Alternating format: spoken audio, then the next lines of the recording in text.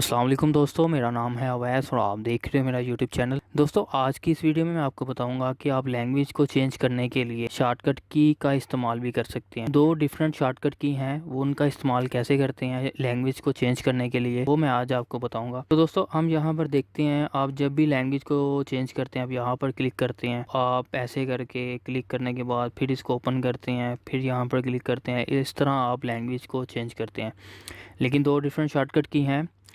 पहली जो शॉर्टकट की है वो मैं आपको बताता हूँ।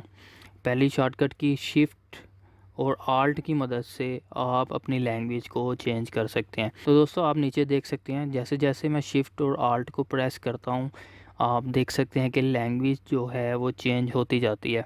तो ये रही हमारी पहली जो थी शॉर्टकट की। दूसरी शॉर्टकट की के बारे में बात करेंगे। दूसरी शॉर्टकट की है, विंडो को प्रेस करना है आपने।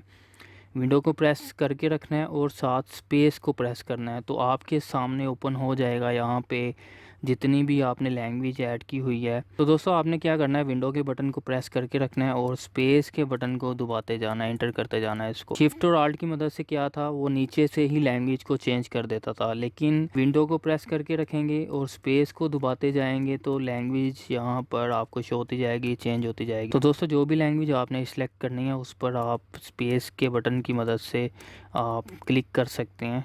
तो हम फ़र्ज़ करें हमें इंग्लिश यूएस वाली चाहिए, तो हम यहाँ पर आकर इसको छोड़ देंगे, तो हमारी जो है वो इंग्लिश यूएस वाली सिलेक्ट हो जाएगी। तो इस तरह दोस्तों, जो पहली शॉर्टकट की थी वो शिफ्ट और आल्ट थी, और जो दूसरी शॉर्टकट की है वो विंडो और स्पेस है।